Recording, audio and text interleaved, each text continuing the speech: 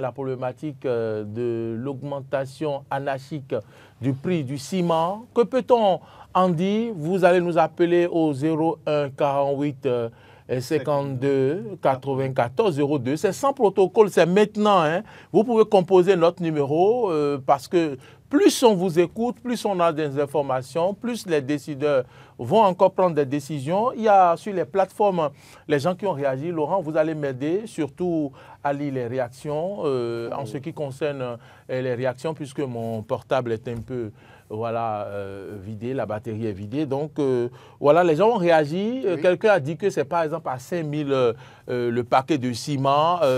À Nati Tengu, ça a diminué de 100 francs ou bien quoi? Oui, on va aller pour un peu le... Bon, quelqu'un a fait une dissertation, je pense que vous n'avez pas besoin de... Bon, je lirai le commentaire de M. Khoudé Yanhoué qui dit « Facteur d'augmentation du prix d'un bien dépend du coût de production ». Bouka Marcelin Noanti qui dit « Rien à dire, attendez simplement le jour, cela va redescendre, point ».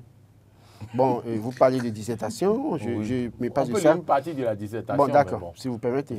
Qu'est-ce qui se passe réellement? La solution doit être trouvée avec le gouvernement. C'est vrai qu'il y a des travaux de voies qui nécessitent un réel besoin du ciment dans notre pays, mais est-ce que les particuliers qui vendent aux populations parviennent à avoir du ciment comme auparavant? Autre chose, est-ce qu'aujourd'hui, de nouvelles taxes ne sont pas appliquées aux transporteurs? Est-ce que ce ne sont pas peut-être ces répercussions qui rejaillissent sur les populations? Nous avons besoin des explications sur ces différents faits pour comprendre les vraies raisons qui justifient l'abus des prix observés un peu partout au Bénin. Mario Codero Léman Ochoncho dit vraiment, hein, Apollinaire Dagbelou dit le Bénin un pays de point de suspension. Empereur Georgie, rien, on ira au village construire. Et Assou Maouillon Brice qui dit le ciment à 5 000 francs, pourtant nous produisons ici, nous produisons tout ça ici. Je me demande pourquoi tous les produits que fabrique le pays sont ainsi. Lukman Issa dit je confirme, hier ils ont diminué 100 francs à Nati Tengu. À Sogba Modeste, le problème est chez les revendeurs. Le problème est chez les revendeurs. Quelqu'un a parlé de 5 000 francs. Oui, quelqu'un a parlé de 5 000 francs. Le problème n'est pas que chez les revendeurs. Le problème est chez les revendeurs et chez l'État également. Parce que le ciment est produit au Bénin. C'est-à-dire, force doit rester. Est-ce qu'il faut délocaliser le secteur ou pas? Qu'est-ce qui se passe? Je crois que hier, j'ai vu un article qui dit qu'une cimenterie est en construction.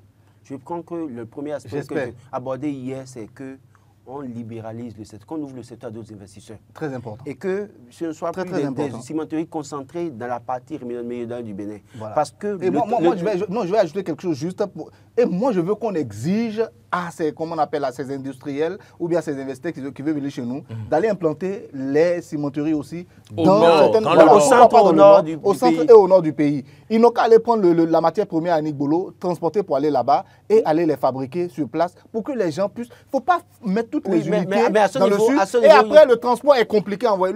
On sait que c'est lourd, le ciment. Le transport est compliqué. Le fret, c'est compliqué. Et ça détruit nos routes. Ça détruit également... Voilà. Donc, moi, je dis...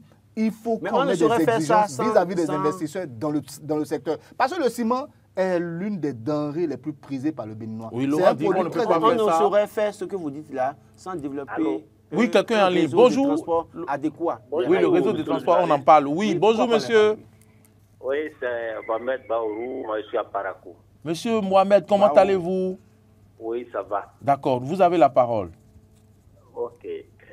Par rapport au ciment, je crois que ce qui se passe en ce moment est délicat en ce sens que si nous observons le niveau des prix sur le plan national, il y a vraiment une disparité qui ne s'observe pas, à la limite qui ne se justifie pas.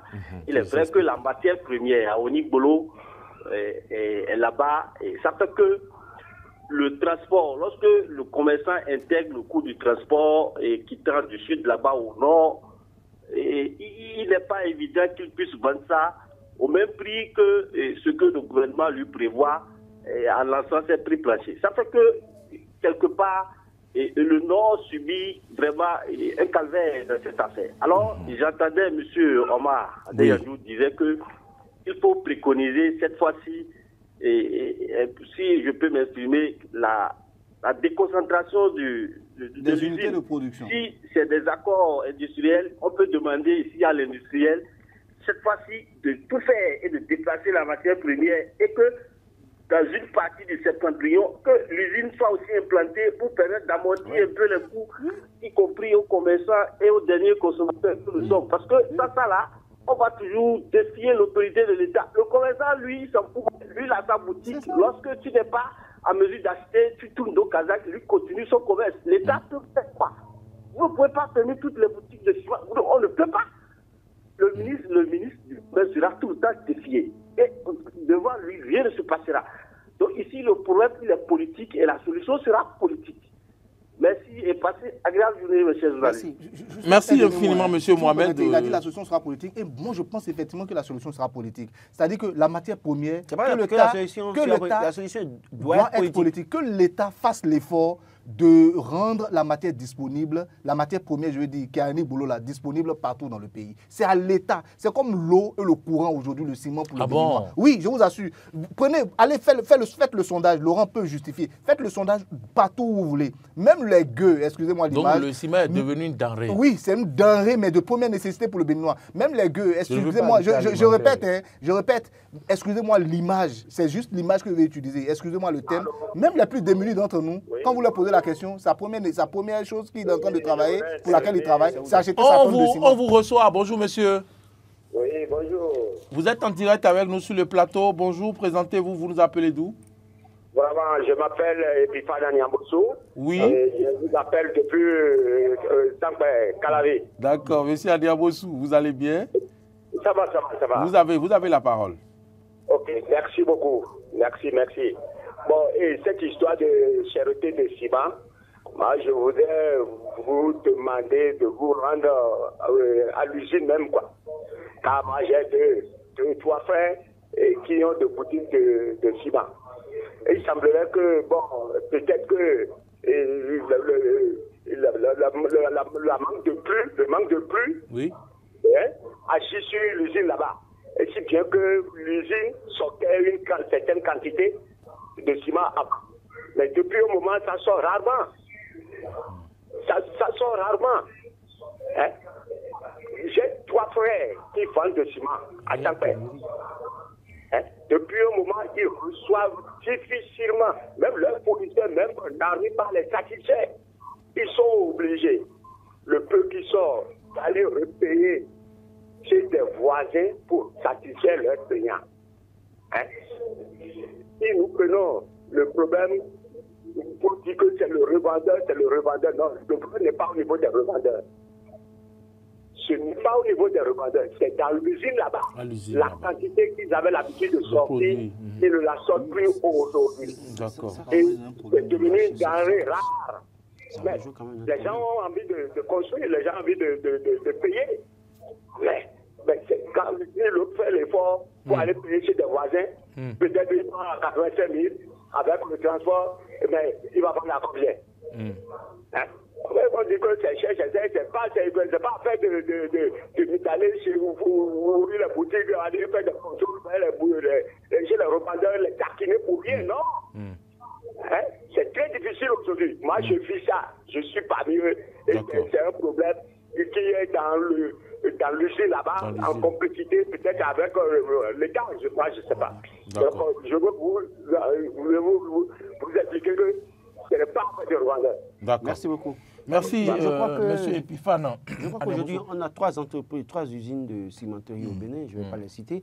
Mais je pense que, évidemment, que quand il parle du problème au niveau des usines également, il faut quand même faire le lien avec alors la loi du marché. Nous sommes dans un système capitaliste. Dès lors que la demande est forte, vous êtes capitaliste. Le système capitaliste, je continue de le dire, c'est la recherche du profit. Personne ne vient dans le système capitaliste pour les beaux yeux de l'autre. Donc, quand il y a la demande qui est forte, vous profitez de la loi du marché, vous profitez du bénéfice. Donc, il revient, comme vous l'avez dit, la solution doit être politique aujourd'hui. Vous évoquez la question de déconcentrer les usines pour voir dans quelle mesure on peut installer des usines au centre ou au nord du pays. C'est un fait. Mais moi, je pense qu'il y a une solution que nous avons mis de côté. C'est quoi? Les chemins de fer, c'est très important. Si, par exemple, on avait des chemins de fer en place et qui pourraient faire le transport, les usines peuvent produire du ciment et envoyer par les chemins de fer dans la partie septentrionale du Ghanéen, du grand magasin, dans plusieurs régions du Bénin, soit à Parakou, à Natitingou. Et là, les revendeurs de ces régions viennent chercher là, le coût de revient va être moindre pour les populations. Mais aujourd'hui, vous savez, Ouma, vous achetez le ciment à Onigbolo, vous allez à Banikwara, comme l'exemple de Banikwara que j'ai donné hier. Mais écoutez, vous allez là-bas, le coût du transport par tonnage, c'est 18 000 francs par exemple. Vous allez à Banikwara, vous ne pouvez pas vendre le même prix que celui qui est à Cotonou ou à Bomekalavi. Mais est-ce que le gouvernement fixe au même prix que celui qui est à Cotonou? Le gouvernement fixe le même prix, mais il y a les aléas qui font que d'autres personnes... Quand vous achetez ils essaient d'ajuster. Oui, ils essaient d'ajuster. Mais ce n'est pas la réalité de rendre la vie difficile à ceux qui veulent acheter le maintenant, mais les revendeurs, ils en ajoutent un peu plus encore. J'ai donné l'exemple. Si vous pensez que le revendeur de ciment pour vous vend cher le ciment à Parakou ou à Banikwara, prenez l'effort de prendre votre camion et venez acheter le ciment à Onigbolo et repartez. Non, en fait, c'est pour amener les gens à comprendre ce que vivent aussi les transporteurs, les vendeurs, tout cela. C'est les acheteurs qui courent, les consommateurs qui crient que le ciment a changé de prix, c'est cher, c'est cher. Moi, je pense que si vous êtes à Banikwara, vous voulez du ciment, venez acheter à Onigbolo. On a quand même essayé de donner quelques petites solutions ici. C'est des voix, peut-être nos voix ne portent pas autant, mais s'ils ont la capacité de nous entendre, ça serait vraiment très bien. Qu'on essaie de réfléchir sur le problème du ciment. Et je l'ai dit tantôt, même les plus démunis d'entre nous, vous lui posez la question, pourquoi tu travailles? Il va te dire, c'est pour acheter ma tonne de ciment pour aller construire la place que mon père m'a laissée quelque part, ou bien que j'ai pu acheter quelque part dans un balcon. Donc, tout le monde rêve de voir son chien aujourd'hui au Bénin. Ce qui fait que le ciment est une denrée de première nécessité. Je le dis, je le répète, c'est une denrée de première nécessité. Vous et moi, là, on travaille, là, on sait pourquoi on travaille. Voilà. Donc, on ne travaille pas pour manger shawarma. On travaille pour acheter le ciment. Quand vous offrez 7 000 de shawarma, alors que le ciment est à 4 000, ça veut dire qu'on mange votre ciment déjà dans les 7 000. Voilà, avec 3 000 de plus.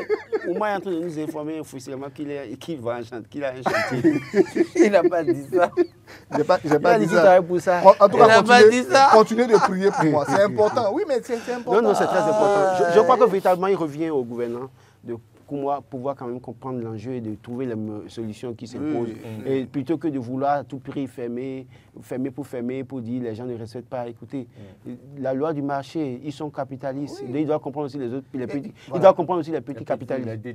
Ils ont été les grands capitalistes. Monsieur qui est dans le secteur qui nous a appelé, il a dit une réalité aussi. S'il se débrouille pour aller prendre chez ses voisins, l'usine ne lui fournit plus parce qu'ils ont des problèmes aussi de machines apparemment. Il se débrouille pour aller prendre chez ses voisins. Le transport, c'est ce que ça coûte. Voilà. Donc il Bénin en chantier.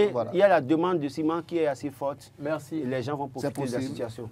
Merci à vous, merci à tous ceux qui nous ont suivis chez eux, j'allais dire. J'espère que vous avez aimé notre compagnie. Oui, Rebecca a réalisé cette émission avec Gérard au son et Martin Toïs à la diffusion. Modeste Moundekondi, c'est grâce à lui que vous avez reçu les informations sur les réseaux sociaux.